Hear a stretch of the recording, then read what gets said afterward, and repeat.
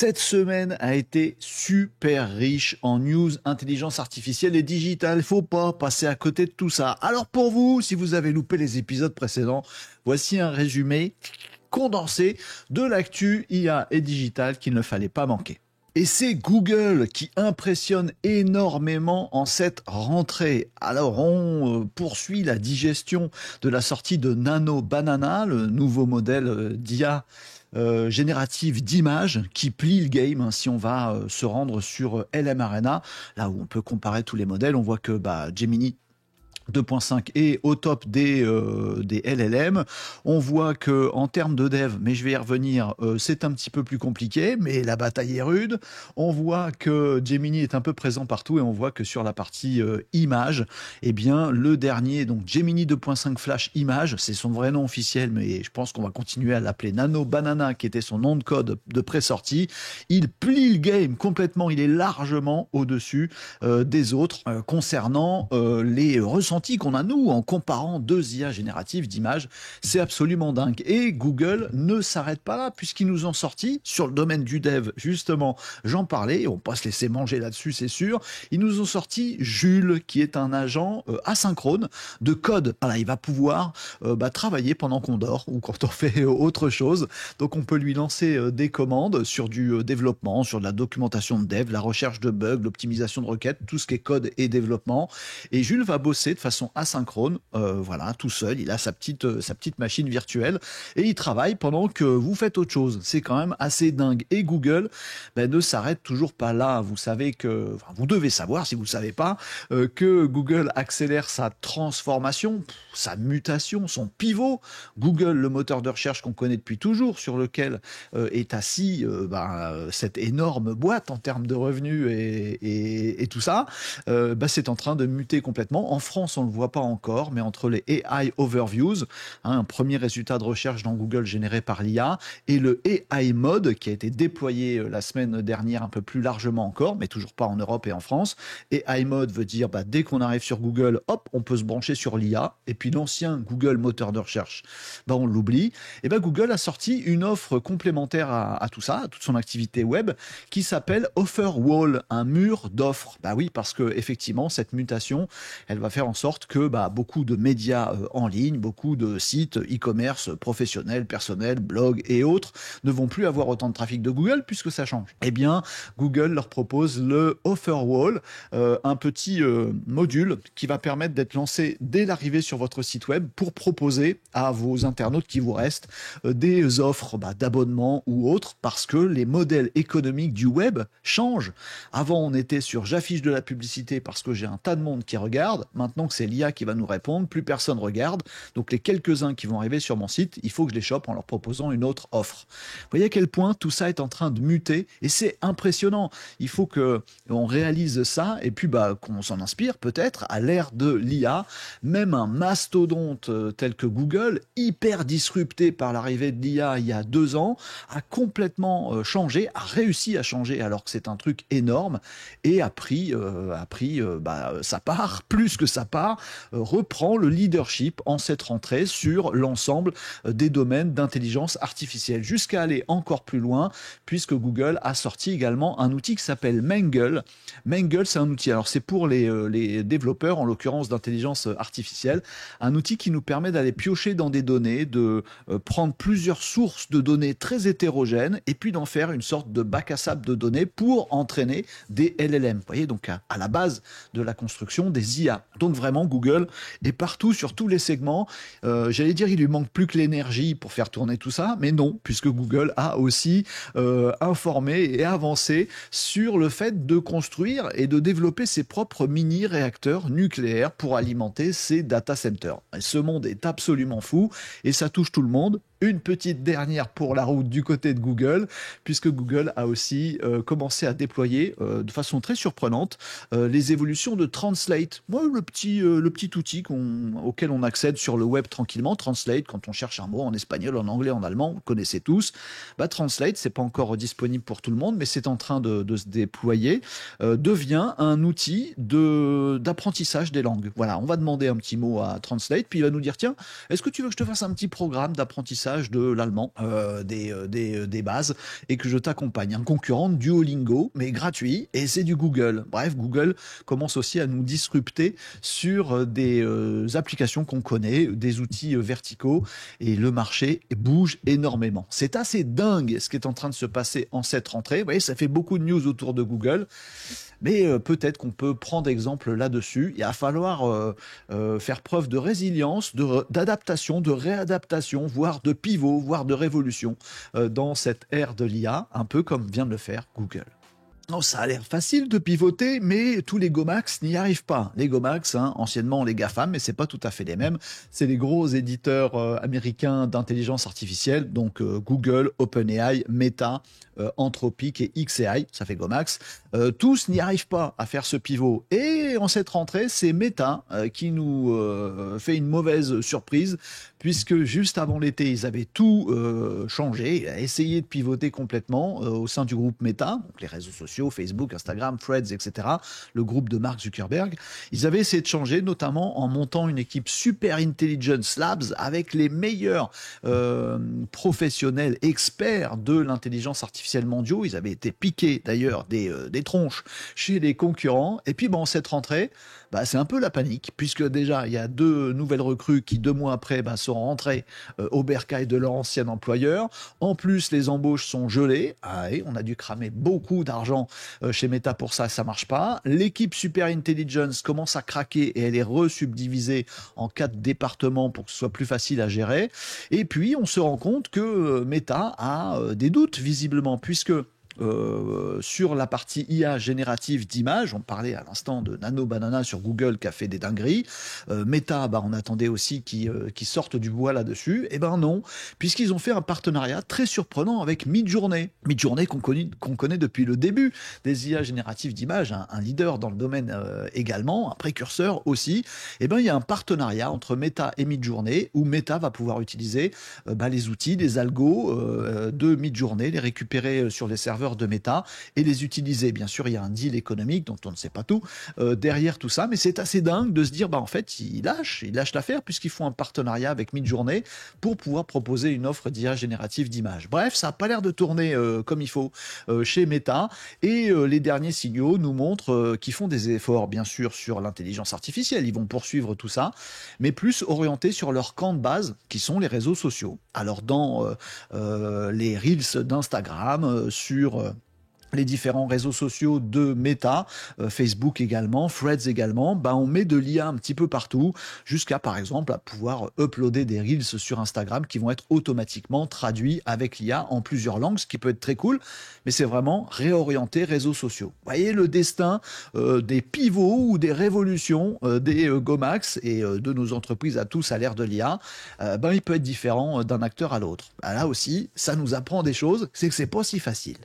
Alors chez les autres Gomax et notamment chez OpenAI, on se laisse pas faire. Voilà, on va pas plaisanter avec ça. OpenAI fait une grosse offensive internationale autour de son offre IA, bien entendu, avec notamment l'Inde. Ah oui, ça y est, OpenAI investit l'Inde avec une offre particulière. Tiens, on aimerait bien l'avoir aussi nous à l'international, une offre d'abonnement à ChatGPT. À 5 euros, à 5 dollars environ.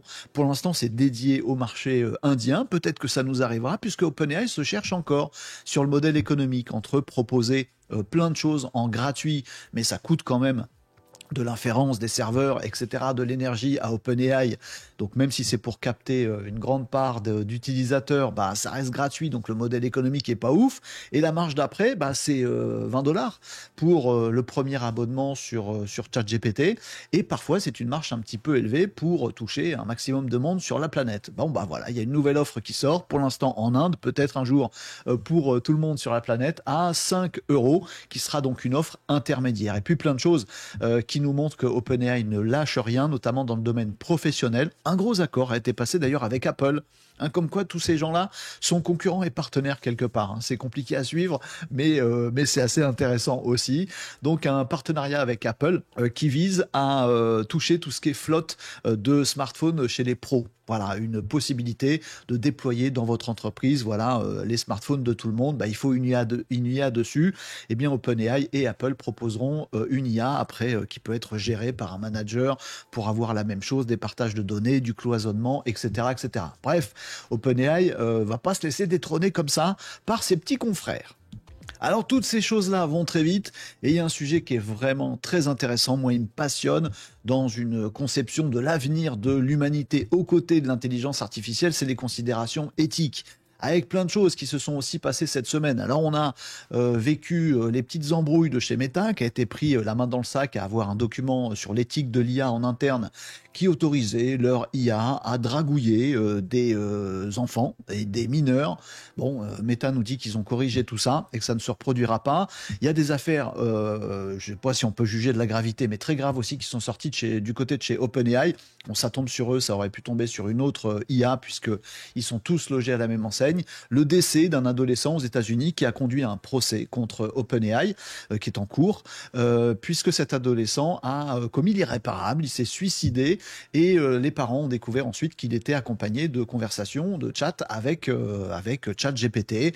Il a même été jusqu'à lui demander des petits conseils techniques sur les nœuds coulants, c'est assez atroce. Bref, on demande vivement à ces intelligences artificielles de se cadrer au niveau éthique. Et ce sujet-là, je ne sais pas si vous partagerez, mais il me passionne totalement. Parce que d'un côté, on se dit, attention, il ne faut pas que l'IA nous déborde, que ce soit notre gouvernant moral ou éthique. On veut que ce soit à notre botte. Si on a envie de faire un truc, il fait ce qu'on lui demande, et puis c'est tout. Et en même temps, on est un peu schizophrène, on lui demande l'inverse.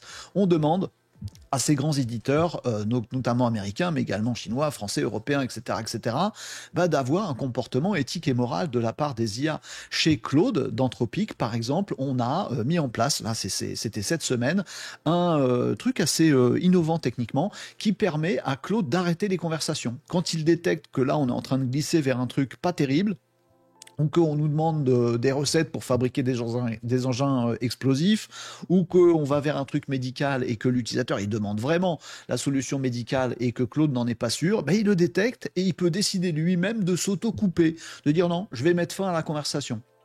Alors on décide que l'IA va pouvoir nous orienter ou pas dans certains domaines.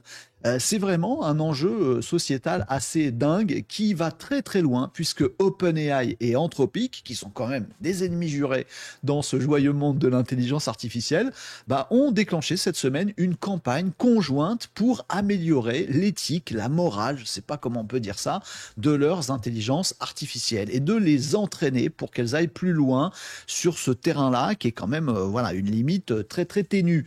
Et donc on a des modèles de chez OpenAI qui vont interroger, alors tout ça se fait en accord entre les deux entreprises, c'est fait exprès, des modèles d'OpenAI vont interroger Claude pour essayer de le pousser dans ses retranchements sur des choses un petit peu touchy comme ça, sur la politique, sur des faits médicaux, sur des choses qui sont moralement sur le fil du rasoir. Et puis Claude va pouvoir apprendre de tout ça pour dire oh là j'aurais dû stopper la conversation, là j'aurais dû dire non je réponds pas, là j'aurais dû dire non il faut que tu arrêtes de penser ça c'est une fake news, non laisse-moi penser ce que je veux. Bref, vous voyez, améliorer cette morale et cette éthique, je vais mettre des guillemets autour, voilà, parce que ça reste de l'intelligence artificielle, mais on en est là. Et puis le partenariat va dans l'autre sens, puisque chez Anthropic, on va interroger aussi des modèles ChatGPT pour leur poser des questions un petit peu embêtantes et voir comment tout ça s'améliore. Bref, il y a un vrai chemin, un vrai débat et de vrais travaux sur cet avenir de l'IA aux côtés de l'humain. Est-ce qu'on va vouloir qu'elle soit plus intelligente que nous pour nous orienter comme il faut, ou moins intelligente que nous pour ne pas avoir d'incidence sur nos vies? Eh bien, le débat reste ouvert. Et heureusement que ces IA ne sont pas encore dans des corps physiques aux côtés de nous, les humains, dans des robots humanoïdes par exemple. Eh ben c'est raté, parce que là aussi, il y a une révolution qui est sortie. Il a l'air très agressif, qui est sorti cette semaine, c'est celle du Unitree R1. Alors Unitree, c'est cette entreprise de robotique qui fait plein de robots différents, qui fait les petits chiens robots, je sais pas si on peut dire ça, avec toute leur gamme, et puis toute leur gamme de robots humanoïdes avec le G1, le H1 qu'on connaît, et puis le R1 qui est sorti justement cette semaine, est disponible en précommande depuis l'Europe. Ça arrivera, les commandes seront livrées à partir de 2026, mais on peut déjà y aller, et vous voyez le prix. $5 900, 4000, ça fait combien? Un peu moins de 5000 €. C'est assez dingue et ça met. Alors c'est celui qui est décoré là-bas. Voilà, c'est celui qui a une tête d'Avengers et qui fait des cabrioles absolument magnifiques. Bon, c'est plus un robot humanoïde d'études, même s'il peut porter des trucs, même s'il peut faire des manipulations. Il n'a pas de mains, faut les payer en plus si on veut des vraies mains. Bref, le truc dingo, c'est le prix. C'est le prix et la disponibilité. Et le fait que oui, si 2025 est l'année où les IA prennent le dessus avec l'agentique, avec les MCP, avec tout un tas de choses, dans le monde, on va dire, intellectuel, et dans le monde manuel, voilà, la disruption arrive. Et elle sera pour 2026. Elle commence maintenant avec des robots humanoïdes hyper évolués et surtout hyper abordables. C'est dingue, c'est en train d'arriver et il faudrait peut-être qu'on s'y prépare, notamment parce que c'est Nvidia, le géant de la puce, qui a fait des avancées énormes dans le domaine de la robotique, puisqu'il nous annonce aussi la sortie du Jetson AGX Thor de chez Nvidia. Donc c'est une puce qui sera beaucoup plus puissante que les précédentes et qui vont permettre de faire des dingueries avec ces robots humanoïdes, notamment de faire quasiment en instantané de l'apprentissage de nos mouvements. Et pas juste, tiens, regarde le mouvement que je fais, refais le même. Non, mais plutôt, regarde le mouvement que je fais, glou glou glou, et refait et nourrit tant pour savoir comment on saisit une tasse, pour savoir comment on boit, pour savoir comment on la remplit. Et les robots humanoïdes de 2026 sauront produire des mouvements, produire des actions qui ne sont pas exactement celles qu'on leur a indiquées, mais qui sont un mix de toutes les actions qu'ils auront apprises, comme nous finalement. Voilà, une fois qu'on sait saisir une tasse, on comprend un petit peu comment saisir autre chose. Et ce sera pareil pour ces robots, avec une puissance, un cerveau de ces robots humanoïdes qui sera probablement fourni par Nvidia, difficilement détrônable, qui va sortir ces puces qui vont encore une fois, envoyer la robotique humanoïde à un autre level. Préparons-nous les amis, préparons-nous. Et comment on se prépare? En se tenant au courant et en mettant les mains dans le cambouis. Alors voilà, la petite sélection de la semaine des outils dingos qu'il ne fallait pas manquer et que vous devriez tester. Le premier d'entre eux, il est plutôt sympathique et amusant. C'est la génération de vidéos du côté de X, le réseau social, accessible sur votre smartphone. Alors on a fait des tutos, vous pourrez les retrouver sur les chaînes de Renault Décode, des vidéos de tests en replay, des tutos, etc. Renault-décode.fr, allez retrouver tout ça, ou sur les réseaux directement. Mais donc le premier, c'est la génération de vidéos très incluse dans le réseau social X. Vous allez sur votre smartphone, vous prenez une image, vous pouvez même prendre une image qui se trouve déjà sur X, une photo que vous venez de faire, et vous pouvez en un clic, et c'est extrêmement rapide. L'inférence de ce modèle génératif de Image to vidéo de X est extrêmement rapide et performant, vraiment, on l'a testé, il est très bon. Et vous prenez votre photo fixe, vous cliquez sur un bouton et l'image s'anime. Oui, ça devient une vidéo pour les partages sociaux, etc. C'est assez extraordinaire et c'est très bien. C'est très grand public aussi. Un petit peu plus science-fictionnel, je vous incite très vivement à découvrir Comet. Voilà, il y a des liens de partage qui sont disponibles sur Renault-décode.fr si vous voulez l'essayer, c'est sur le site, mais vous pouvez aller regarder ça, Comet de Perplexity. Qu'est-ce que c'est Comet? Eh bien c'est un navigateur qui est complètement dopé à l'intelligence artificielle. Vous voyez par exemple ici, vous pouvez naviguer sur votre navigateur, c'est un navigateur de type Chromium, donc si vous avez l'habitude du navigateur Chrome, vous aurez la même chose, vos liens récupérés, tout ça, machin, vos bookmarks qui seront dans Comet. Vous avez votre navigateur, mais il y a des petites touches magiques qui permettent de déclencher l'intelligence artificielle au niveau du navigateur. À tel point que vous pouvez piloter ce qui se passe dans votre navigateur avec la voix et laisser Comet, votre navigateur avec de l'IA dedans, de Perplexity, travailler pour vous. Voilà, rends-toi sur tel site, tiens, remplis-moi les formulaires, tiens, va sur plusieurs sites e-commerce et dis-moi quel est le meilleur prix pour tel produit que je cherche. Tiens, fais-moi une explication là-dessus. Tiens, va me réserver ce produit-là où il faut, dans tel site. Bref, vous pouvez avoir votre IA incluse dans votre navigateur qui bosse à votre place. Et pensez-y réellement, le fait que ce soit au niveau du navigateur, ça change énormément de choses. Parce qu'en fait, on fait plein de trucs avec le navigateur. Vous consultez vos mails, votre messagerie, votre agenda, vous les regardez, même votre compte bancaire. Ou attention, tout ça, vous le regardez en ligne, donc dans votre navigateur. Donc, vous pouvez demander à ces IA, comme celle de Comet, d'agir à votre place. Tiens, va voir mes comptes bancaires, envoie-moi mes relevés par mail et envoie-les à toute la planète. Non, mauvaise idée. Et il va le faire à votre place. Mauvaise idée, vraiment. Et voilà, Comet, c'est l'avenir des navigateurs et probablement aussi l'avenir de notre navigation sur le web. Eh oui, ça change beaucoup de choses. Et puis le dernier des outils auxquels il faut vous intéresser, alors c'est plutôt une plateforme, c'est celle, vous la connaissez très probablement, c'est celle de Google sur l'intelligence artificielle, c'est AI Studio. AI Studio a largement étoffé sa rubrique Apps. Alors, si vous allez sur aistudio.google.com/apps, A2PS, vous tapez ça dans Google, vous allez arriver sur cette page-là et vous allez vous rendre compte, et ça aussi c'est très disruptif, il faut le voir venir, que avec Gemini et avec tous les modèles de chez Google, par exemple le fameux Gemini 2.5 Flash Image, qui n'est autre que Nano Banana, dont j'ai parlé tout à l'heure, il y a plein d'applications qui sont disponibles sur AI Studio de chez Google. Là où c'est disruptif, c'est que Google décide que, tiens, on va décider de créer une petite application, je sais pas moi, qui fait en sorte que vous téléchargez une image d'un de vos produits, si vous êtes e-commerçant, et hop, ça les met directement en situation. Ça existe et c'est libre, ouvert, gratuit, vous pouvez l'utiliser. Oui, mais il y a des modèles économiques qui se sont construits là-dedans. Il y a forcément plein de boîtes à travers la planète qu'on crée des outils SaaS, des services, des prestations pour faire ce travail-là. Disrupté, puisque vous pouvez directement aller sur AI Studio et avoir cette app. Et il y en a plein des apps. Plus que ça, quand vous cliquez sur une de ces applications, et c'est en ça il faut que je vous explique le truc, que vous le reteniez et que c'est disruptif.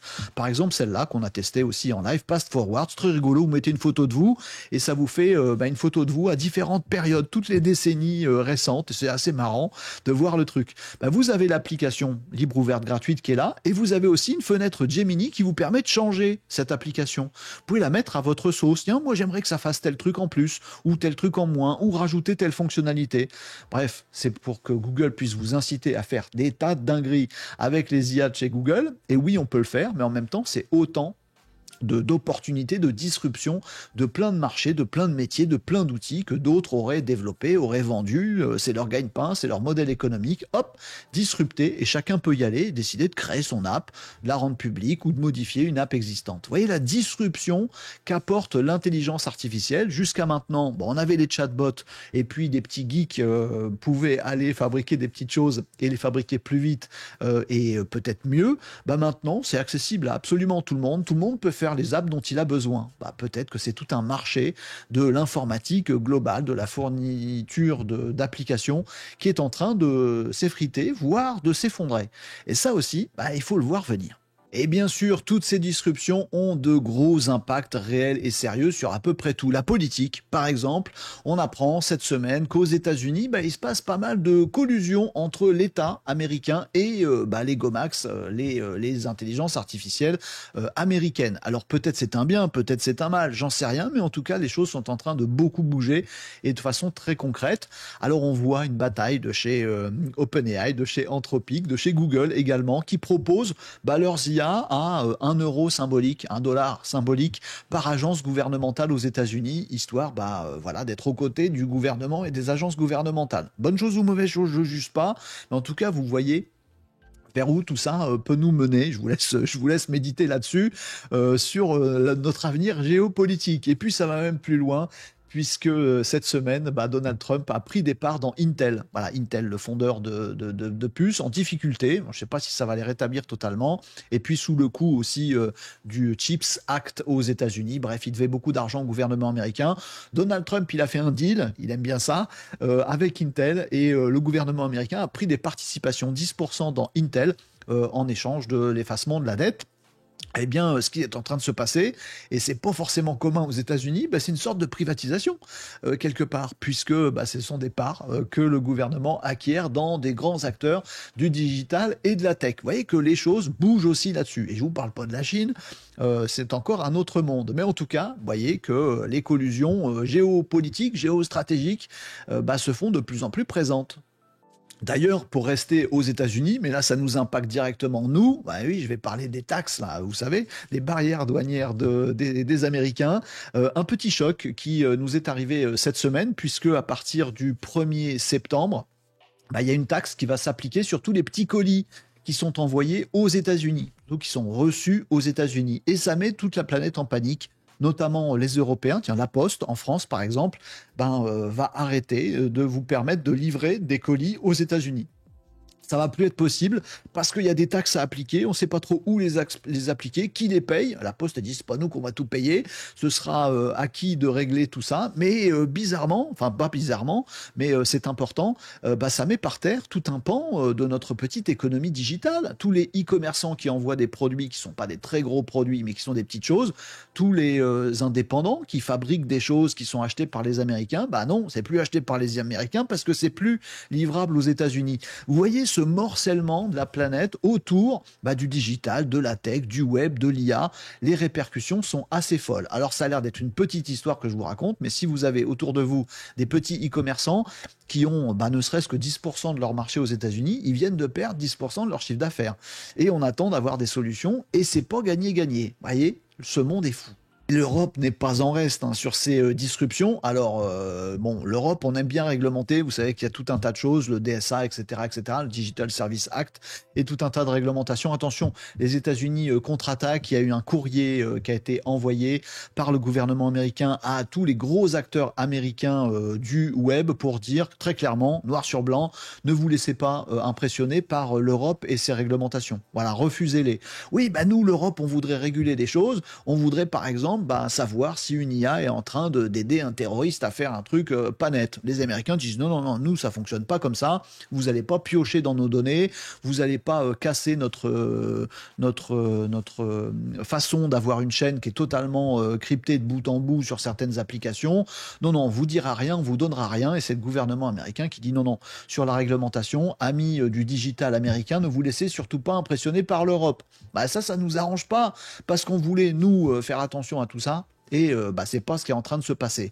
Bon, heureusement, quelques initiatives commencent à arriver, notamment en France, avec cette nouvelle qui m'a réjoui, celle d'Elisabeth Borne. Non, c'est pas Elisabeth Borne qui m'a réjoui, c'est ce qu'elle a annoncé, entre autres dans ses interviews concernant cette rentrée scolaire, bonne rentrée à tous d'ailleurs, qui nous explique qu'à partir de 2026, alors c'est pas cette rentrée-là, c'est la suivante, eh bien on aura dans l'éducation nationale, Elisabeth Borne est ministre de l'éducation nationale, une IA pour aider les profs. Alors c'est un petit peu schizophrénique parce qu'en même temps on est toujours dans une période où on explique aux enfants qu'utiliser l'IA c'est tricher. Alors c'est dommage parce que dès qu'ils sortent de l'école, premier truc qu'on leur demande dans l'entreprise c'est d'utiliser l'IA. On leur a pas appris, pire on leur a appris que c'était le mal. Mais les profs non. Bon tout ça va peut-être évoluer, donc je salue l'évolution. Les profs auront une IA pour les aider, certes à préparer les cours, certes à corriger les copies, mais aussi potentiellement à des vrais trucs qui vont leur apporter beaucoup aux profs. Et ça, je plus sois forcément énormément, le fait de pouvoir suivre un peu plus individuellement les élèves. Tiens, l'IA va m'indiquer que vu les dernières copies de tel élève, lui, il est en difficulté là-dessus. Par contre, il a l'air de piger vachement mieux quand on lui explique différemment. Hop, c'est le boulot du prof, d'être super pédagogue, de se servir de ces informations précieuses que lui a fournies l'IA, et puis d'adapter sa pédagogie. Peut-être, ça y est, enfin, à partir de 2026, c'est un petit peu longuet, on va profiter de l'IA au service de l'humain à l'école également. Bon, on va pas en profiter non plus très très longtemps puisqu'il y a des nouvelles sur le marché de l'emploi qui sont pas très réjouissantes, qui devraient nous inquiéter et qui nous montrent que oui, il faut adapter l'éducation dès maintenant. Bon, voilà, Elisabeth Borne a l'air d'être bien partie sur le sujet. On l'encourage vivement. Parce que oui, toutes ces avancées dans l'éducation sont vraiment nécessaires. D'ailleurs, pas que l'éducation pour les mômes, mais aussi pour les adultes. Tout ça va tellement vite qu'il faudrait former tout le monde très très rapidement. Et il y a un sujet dont tous les médias parlent, parce que ça les concerne au premier chef, c'est tout ce qui concerne les fake news. On le voit avec tous ces outils, toutes ces avancées. bon, faire une fake news, ça devient très facile. Que sera notre société dans 5 ans quand on parlera plus de fake news parce que tous les visuels ou vidéos qu'on verra et qui nous plairont bien seront fabriqués par l'intelligence artificielle. Il y a un monde de demain à préparer et les médias ont vécu pas mal de petites douleurs cette semaine justement. Alors peut-être que ça va leur apprendre plein de trucs avec notamment des campagnes de fake news qui ont été orchestrées par différents États, etc. Tout ça est sorti un petit peu cette semaine, mais le sujet est un petit peu touchy. Ou un sujet plus trivial qui est celui de Margot Blanchard. Alors c'est l'histoire d'une pigiste, c'est comme ça qu'on doit dire, je pense, une pigiste qui propose ses services à différentes salles de presse, contenus éditoriaux, médias très très sérieux. Ça s'est passé d'abord aux États-Unis, et puis certains journalistes dont le métier est peut-être plus forcément d'être journaliste, mais passeur de commandes, j'allais dire acheteur à des pigistes externalisés parce que ça coûte moins cher, c'est plus pratique et tout ça, sans vérifier l'information, ou vous voyez la douille arriver, ont décidé de faire bosser Margot Blanchard sur un sujet. Ils se sont rendus compte au moment de payer Margot Blanchard et en lui demandant, dis donc, vous voulez comment votre virement? Et Margot répondait très bien dans ses petits mails d'ailleurs, qu'elle préférait PayPal parce que vous comprenez, ça a mis la puce à l'oreille. Et puis on s'est renseigné enfin sur Margot Blanchard après la sortie de plein d'articles signés par elle pour se rendre compte que non, elle n'existait pas. C'était une IA qui faisait tout. Voilà, l'éditorial, le démarchage de rédaction pour vendre ses articles, la vente de ses articles, même la négociation, le service après-vente, du paiement, et tout ça était fait par une IA et les médias n'ont rien vu. Les informations ont été déployées, tous les médias qui se copient les uns les autres, qui commandent des pigistes IA pour reprendre l'article écrit par un pigiste IA dans une autre rédaction pour le remettre à la sauce de notre rédaction. Voilà, bref. Les médias pédalent dans la semoule par rapport à l'intelligence artificielle. Ça me fait un petit peu rigoler, mais bon, que ça nous serve de leçon et que ce soit pas plus grave. Donc, vous voyez à quel point il est nécessaire de préparer nos enfants, puis nous, les grands, si on peut dire, tout le monde, toute la population, à bien maîtriser toutes ces choses-là. D'ailleurs, j'en profite pour vous dire que si vous cherchez une formation qui vous explique réellement, complètement ce qu'est l'IA, comment ça marche, comment prompter, comment c'est conçu, bref, tout ce que vous devez savoir sur les chatbots, les assistants IA, l'IA, le codage avec l'IA, etc., on a une offre d'accompagnement qui inclut du e-learning et tout un tas de choses sur renault-decode.fr avec l'accompagnement de toute notre communauté, des lives privés, des ressources privées. Donc n'hésitez pas à en profiter. Ce serait dommage de ne pas vous former avant qu'il soit trop tard. Et finalement, le trop tard, il est vraiment à nos portes et il est peut-être déjà un petit peu arrivé. C'est la dernière news de cette revue d'actu condensée de la semaine. Des dossiers sont sortis, des études, des enquêtes sont sorties sur la disruption du marché du travail avec l'intelligence artificielle. Ça sort maintenant en 2025. C'est une étude qui se base sur des données de 2024. Donc c'était déjà l'année dernière. Qu'est-ce qu'elles nous disent, ces informations-là? Mais non, le marché du travail n'est pas si disrupté que ça avec l'intelligence artificielle. Si, ça nous dit clairement que oui, et notamment, étonnamment, pour les jeunes. C'est pas si étonnant quand on y réfléchit, mais ça nous surprend un petit peu parce qu'on l'avait pas vu venir.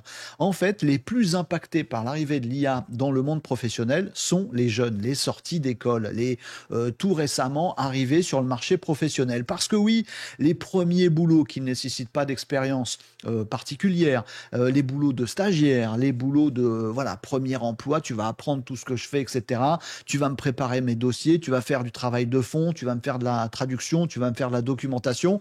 Tous ces boulots-là n'existent plus. Eh oui, puisque dans les entreprises, on décide que on va utiliser une IA, un agent IA, je vous rappelle, c'était 2024, ça, plutôt que de recruter un stagiaire. Un stagiaire, il faut le manager, tout ça, machin, et puis ça coûte un petit peu de sous, etc. Et le côté humain dans tout ça, ce serait bien d'accueillir des stagiaires. On va faire plus simple, on va le faire par l'IA, ce petit travail de fond. Du coup, on ne recrute plus de premier emploi. Du coup, les jeunes n'ont pas de premier emploi. Du coup, ils n'en ont pas de deuxième, ils acquièrent pas de l'expérience et leur vie professionnelle, leur carrière commence fort mal. Ouais, c'est comme ça que ça se passe, comme ça que ça se passait en 2024. L'écart doit être encore plus net en 2025 et il faut faire très attention à ça. C'est pour ça que ma conclusion à tout ça est de vous dire que oui, il est très très très important de former dans les écoles, dans les universités, dans les entreprises, vous tous, de vous former maintenant à l'IA pour être un humain augmenter, ou en tout cas qui sait se servir de l'IA à ses côtés, d'être un duo, d'arriver sur le marché de l'emploi ou d'être sur le marché du travail avec cette compétence, je suis un humain avec de l'IA et je sais m'en servir. Sinon, ça sent pas bon. Voilà pour cette semaine d'actu digital et IA condensée. Vous avez rattrapé les épisodes précédents et j'espère que ça vous motivera et que ça vous encouragera à faire plein de choses avec et sans l'intelligence artificielle. Bravo et merci à vous d'avoir suivi cette revue d'actualité. Partagez cette revue d'actualité, c'est important que tout le monde puisse faire le step-up nécessaire et encourager Renaud Décode. Likez cette vidéo, assurez-vous d'être bien abonné et d'avoir activé la petite cloche. C'est important pour ne pas louper les prochaines actus sur Renaud Décode. Tout est à retrouver également sur le site www.renaud-décode.fr, y compris l'accompagnement si ça vous intéresse d'être formé, accompagné, de tout comprendre, de tout savoir efficacement. Ça se passe ici. Merci et à très bientôt pour une nouvelle revue des actus web, digital, IA, tech sur Renaud Décode.